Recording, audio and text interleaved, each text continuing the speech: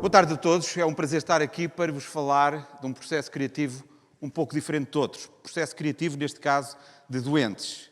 Como é que muitas vezes os doentes inovam?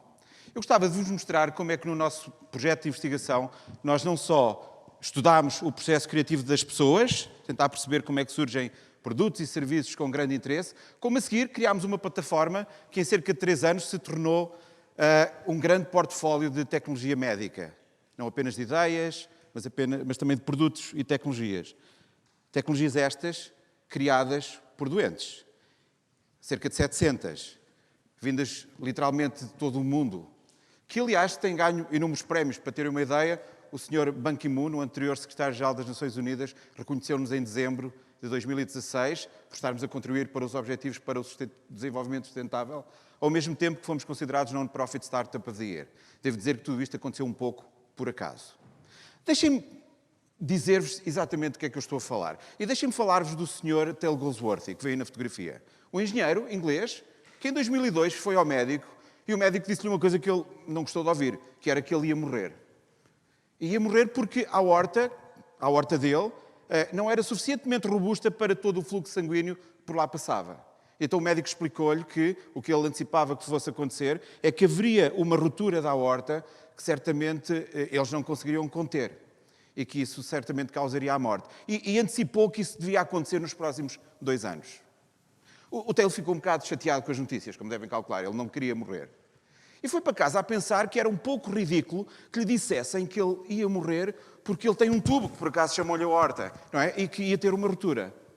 E ele pensou, quer dizer, nós em casa, quando temos um tubo que vai ter uma ruptura, fazemos qualquer coisa para que não haja uma ruptura. Pomos um adesivo à volta, qualquer coisa, não é? Fazer isto na aorta é um bocadinho mais delicado e eu não recomendo que tentem fazer. Mas, ainda assim, em casa ele começou a conceber o que vem ali na fotografia. Um device que, alguns meses depois, ele pediu ao médico para colocar à volta da aorta. Devem calcular que não é o mais comum na inovação em medicina. Quando um doente entra pelo gabinete do médico a dizer doutor, meta-me isto à volta da aorta. Não é? Eu sei que pode correr mal, disse ele ao médico. E, nesse caso, eu corro risco de vida e posso morrer. Que, aliás, foi o que me disse que ia acontecer, de qualquer maneira. Resumindo a história, ele convenceu a Inglaterra, o médico, a colocar-lhe aquele suporte aórtico. E ainda bem que o fez. Ele recebeu em 2004 e há cerca de 2 semanas o Taylor Goldsworthy telefonou-me a dizer Pedro, estou muito feliz porque ontem em Londres o paciente número 100 recebeu o suporte aórtico que eu desenvolvi para mim próprio. Reparem, isto é um pouco estranho, não é? Não é isto que normalmente esperamos ouvir numa palestra sobre inovação na saúde. Mas, na realidade, depois do Taylor Goldsworthy, encontramos o Amit Goffer de Israel, que, após um acidente, ficou tetraplégico. Na realidade, ele não mexe nada para baixo do pescoço. E foi o Amit Goffer que desenvolveu o exoesqueleto mais sofisticado que existe no mercado. Aliás, hoje é um brinquedo, se podemos chamar-lhe assim, que custa cerca de $85 mil. E depois descobrimos o Michael Sears, de Inglaterra. Um caso completamente diferente. O Michael teve um cancro, é também um doente de Crohn, e basicamente teve 25 operações. Uma parte dos intestinos foram removidas e ele acabou ileostomizado, o que significa que lhe abriram um buraco aqui na parede por onde hoje escorrem todos os conteúdos intestinais. Para um saco. É, como ele diz, uma grande porcaria, como devem calcular, não é? Na realidade, existem 5 milhões de pessoas neste planeta que andam com sacos destes. Um dos problemas deste saco, como já referi, é que é uma grande porcaria. Eles nunca têm a sensibilidade de perceber se o saco está cheio, está meio, está vazio. E por essa razão, o Michael desenvolveu o que vem ali. Basicamente, um sensor que se aplica a estes sacos e que permite comunicar com o telemóvel, neste caso com o iPhone, permitindo a cada instante perceber se o saco está cheio, está meio, está vazio. Reparem, mais uma vez, um doente não apenas resolveu o seu problema, mas acabou por resolver o problema de muitos outros doentes à volta deste planeta. E nunca mais acabavam os exemplos. Eu já vos disse, eu podia-vos contar 700 histórias destas, não vou contar, certamente, como o do caso do Louis Plante. O Louis tem uma história diferente. O Louis é um paciente com fibrose quística. A fibrose quística é uma doença complexa. Um dos problemas da fibrose quística é que estes doentes precisam de limpar os pulmões. Se não limparem, acabam por ter infecções pulmonares e podem morrer por aí. É uma doença fatal. Mas, felizmente, a esperança de vida aumentou de cerca de 4, 5 anos para cerca de 40. O que nós sabemos é que muitas das soluções que funcionam para esta doença foram desenvolvidas por doentes, como esta solução desenvolvida pelo Louis Plante. O Louis, um dia, foi a um concerto e o que percebeu neste concerto é que estava a acontecer algo estranho. Primeiro, ele era suposto estar em silêncio e percebeu que ele tinha crises de tosse quando os músicos tocavam. E quando os músicos paravam de tocar, ele parava de tossir. E quando os músicos tocavam, ele tossia. E foi, aliás, muito embaraçoso porque ele era suposto estar em silêncio. Ele diz, as pessoas começaram a dar olhares estranhos, não é? O intervalo foi muito embaraçoso para ele também, porque ele estava super confortável e feliz, e as pessoas olhavam para ele porque ele tinha estado a tossir toda a primeira parte, e aliás o intervalo seria a oportunidade boa para ele tossir tudo o que tinha para tossir. Mas ele não tinha tosse. Na segunda parte foi ainda pior, porque o andamento da música aumentou e o Louis teve que sair do concerto e foi para casa a pensar naquilo, porque é que a música lhe tinha criado uma crise de expectoração. Ele teve que sair do concerto e teve que fazer expectoração. E percebeu que isso estava a acontecer porque ele estava sentado à frente dos altifalantes. E, basicamente, estava a levar com todas as vibrações musicais que lhe vibravam os pulmões, causando todo aquele desconforto. Resumindo a história, o Louis percebeu que era a vibração que o podia ajudar a limpar os pulmões. E em casa, como ele não conseguia ir a um concerto todos os dias, começou a experimentar com altifalantes. Metia os altifalantes à frente dos pulmões. E parecia que funcionava. Aliás, havia música que funcionava melhor do que outra. Bum, bum, certos batuques era a melhor maneira de limpar os pulmões. Ele fez várias experiências e percebeu que o ideal seria mesmo tentar cortar a música, deixando apenas as vibrações. Resumindo a história, foi o Louis que desenvolveu o Frequencer, a máquina que vem aqui, que hoje é utilizada por muitos destes doentes, que a utilizam precisamente pondo aquilo algum tempo à frente dos pulmões. E reparem, nós nunca mais parámos de encontrar soluções para a fibrose quística e para muitas outras doenças. Desde o uso de trampolins, o que é que o trampolim faz a uma criança? Vibra tudo. Ao vibrar tudo, vibra também os pulmões, ajudando depois a que o doente, neste caso a criança, tenha expectoração. Ou o David Day. Aqui o David não é o doente. Quem é doente é a filha. O que o David percebeu é que era muito difícil ele convencer a filha a fazer o tratamento que o médico tinha recomendado, que é uma coisa que se chama PEP Therapy. Significa passar umas horas por dia a soprar em vão. E ele, basicamente, não convencia a filha a fazer isso. Até que percebeu que ela era viciada em jogos. E aí o que ele fez, em vez de tentar convencer a filha a soprar em vão, foi dar-lhe um objetivo. E aqui agora a filha, através daquele device que vem que a miúda tem à frente da boca, controla o jogo de computador, porque ela, ao soprar, no fundo, aquele equipamento permite-lhe transformar o sopro em sinais eletrónicos, fazendo dessa forma o controle do jogo e dessa forma também fazendo o tratamento que tem que fazer. Então, a ver, agora já estamos a trabalhar num conjunto diferente de inovadores, que são os cuidadores. Agora é o pai que desenvolve algo para a filha, ou a filha que desenvolve algo para o pai. Como nos dois exemplos que vêm aqui, quando a Killy teve um cancro, o pai percebeu que ela tinha que passar muitas horas por dia agarradas àqueles suportes que existem nos hospitais. E então pensou que podia talvez tornar menos dolorosa toda esta experiência, desenvolvendo uma mochila que permite à miúda ter alguns graus de liberdade enquanto faz o tratamento. Ou do lado direito, a solução da Debbie. A Debbie tem uma criança com paralisia cerebral. Quando estes miúdos são supostos levantar-se e começar a andar, simplesmente não são capazes de o fazer. Então a Debbie desenvolveu a PSI, um sistema que é parecido com o arnês que as crianças vestem e que depois se agarra ao corpo do adulto e aos pés do adulto, de modo a que as crianças deem desta maneira os primeiros passos. Ou então o caso da Joaquina Teixeira, que foi, aliás, muito importante para o nosso projeto. Porque a Joaquina tem uma solução bastante simples. E quando virmos o slide percebemos do que é que se trata. A Joaquina tem uma criança com síndrome de Angelman. É uma doença complexa, mas mais uma vez um dos problemas é que estas crianças, quando são supostas levantar-se e começar a andar, não têm motivação, não têm massa muscular para o fazer. E simplesmente não se levantam, já para nem dizer começar a andar. A Joaquina tinha tentado praticamente tudo, especialistas internacionais nos Estados Unidos, em Itália, nada parecia funcionar. Houve um dia que ela foi a uma festa de anos e o que ela reparou é que havia uns balões de hélio, de muitas cores, a flutuar no ar. E para grande surpresa dela, quando a criança viu os balões a flutuar, ficou toda interessada nos balões. E basicamente o Gonçalo começou aos saltos para agarrar os cordões dos balões. E quando a Joaquina viu que o Gonçalo estava interessado nos balões, uma coisa tão fácil de arranjar, foi imediatamente às compras. Foi comprar balões. Comprou muitos balões, encheu-os dela e foi para casa, espalhou os balões pela casa toda e pouco tempo depois o Gonçalo andava. E reparem, esta solução é tão simples que basta olhar para a fotografia. Para a minha surpresa, em muitas destas palestras que tenho feito como académico, comecei a perceber que ninguém conhecia. E havia pessoas na audiência que às vezes me escreviam a dizer muito obrigado por partilhar, porque eu tenho uma criança com a mesma doença, com uma doença diferente, conheço alguém, e resulta. E reparem, não devia ser preciso ver este slide e ouvir-me a falar. E por isso nós percebemos que havia um problema de difusão, que aliás é um problema conhecido na inovação. Estas soluções não chegavam às pessoas que delas precisavam.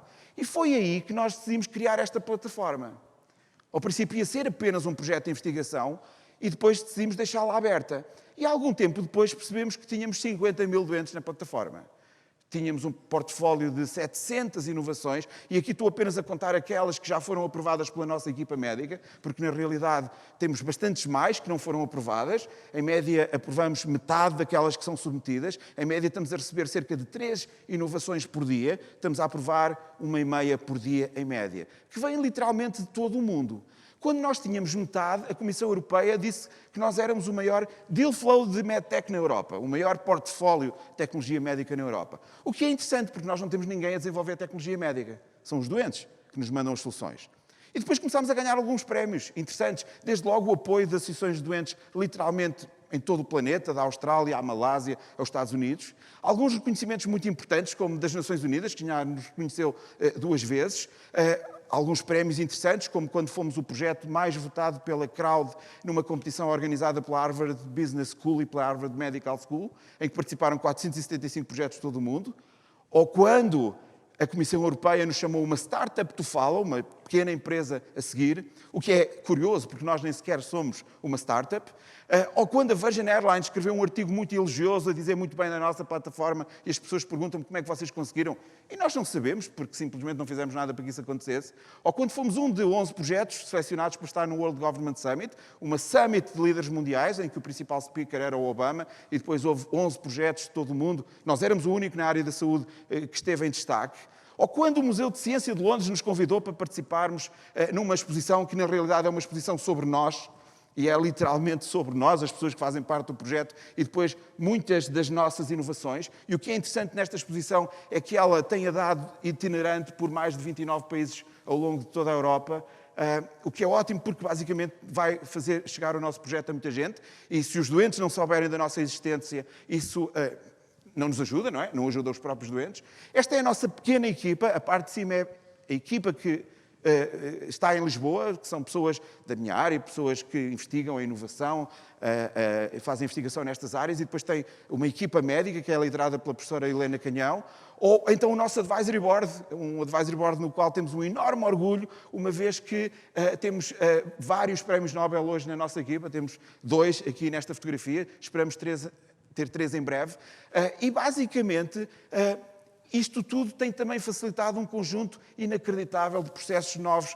e criativos. Deixem-me contar-vos a história do Sr. Ivan Owen. O Ivan, que veio na fotografia, é um puppeteer de Seattle. Um puppeteer faz puppets, faz marionetes para o teatro.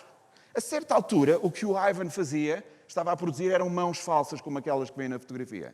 E o que ele fez a certa altura é o que vem no canto superior direito, que foi uma mão gigante, que mexe, e que ele colocou no YouTube.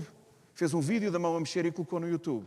E quando ele colocou, para grande surpresa dele, poucos minutos depois recebeu um e-mail de um carpinteiro da África do Sul, que também veio na fotografia. O Richard Vanasse escreveu-lhe e disse-lhe: ouça, eu vi a mão que colocou, não é assim uma mão muito interessante, parece o Eduardo Mãos de Tesoura, mas é uma mão que eu gostava de ter. Sabe porquê? Porque eu tinha 5 dedos e a máquina cortou-me 3. E eu não tenho dinheiro para uma prótese daquelas mais a sério, que custa 10, 15 mil dólares. Mas o que você fez parece suficientemente barato para que eu possa ter acesso a isso. E o Ivan não sabia bem o que lhe dizer, pelo que disse-lhe que sim. E ajudou-o a ter uma prótese. Ao mesmo tempo, conheceu o nosso projeto. E é aí que ele começa a interagir na plataforma com algumas pessoas, como a Carla, que é a mãe do Nuno. E a certa altura, a Carla aparece no nosso projeto, a bater à porta, a dizer: eu sei que vocês têm uma impressora 3D, será que vocês não podem imprimir uma mão para o meu Nuno? Na realidade, uma mão e um braço? Porque o Nuno tinha nascido sem uma mão e sem um braço. Nós também não sabíamos bem o que dizer, pelo que dissemos que sim. Não fazíamos a mínima ideia como o íamos ajudar, mas o Ivan já tinha partilhado com a Carla o código para permitir a produção desta mão. E então começámos, num fim de semana, a trabalhar na produção de uma mão que, devo-vos dizer, custou cerca de 18 euros a produzir. 18 euros. Não os 10, 15 mil dólares, mas num fim de semana, um sábado em que íamos ter uma conferência, decidimos que tentaríamos ajudar o Nuno. Eu gostava de vos mostrar um curtíssimo vídeo em que vemos como é que isto foi produzido. Este não é um vídeo com muitas pretensões, foi feito com um iPhone, mas deixem-me só mostrar-vos como é que isto foi feito. Let me go. I don't wanna be your hero. I don't wanna be a big man. I just wanna fight with everyone else. 28 peças que fazem parte desta mão. What are you doing, Ivan? Este é o Okay, Ivan. so now that we've started to print and the first couple of layers are done, we're going to go into the LCD menu and turn on the fan that Salome and I added. Salome, which is you. Okay, anyway, here we go. I just wanna fight with everyone else. A mão já estava feita, só faltava agora fazer todas as ligações. Deve ser domingo, hora de almoço. Estamos aqui na Gulbenkian, a conferência era na Gulbenkian. How we simulate the tendons and the muscles that they are represented by fishing line. Fio de pesca. Não são tendões a sério, como devem calcular. Escolhemos um material barato we have to tie it- e com we have fios to de tie it pesca down. conseguimos simular tendões. But it's working already. Domingo à tarde chamámos o Nuno.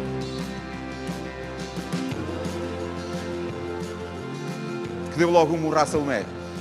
Esta é a primeira vez que o Nuno agarrou com a mão que nunca teve em algo na vida. Esta é a professora Helena Canhão, a nossa Chief Medical Officer. São outras pessoas da equipa.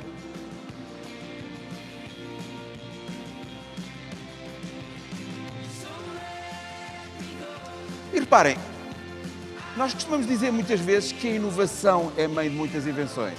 O que estamos a ver hoje é que hoje a inovação é bastante distribuída. Muitas vezes não é preciso ser especialista naquela área para podermos fazer contribuições muito importantes.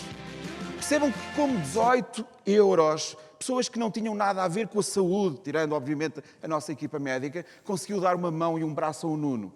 O Ivan estima que um projeto que ele próprio criou para produzir estas próteses tenha já impresso mais de 1.200 próteses, a custos ridiculamente baixos. Quando falamos de 18, 20 euros, estamos a falar de custos verdadeiramente insignificantes para o bem que, obviamente, trazem para o doente. O que nós hoje estamos a fazer, só queria despedir-me dizendo-vos isto, é tentar maximizar o impacto das coisas que fazemos que na realidade são feitas por doentes, por pessoas que têm necessidades e, portanto, acabam por inovar para resolver o seu problema e, ao resolver o seu problema, muitas vezes resolvem o problema de muitas outras pessoas.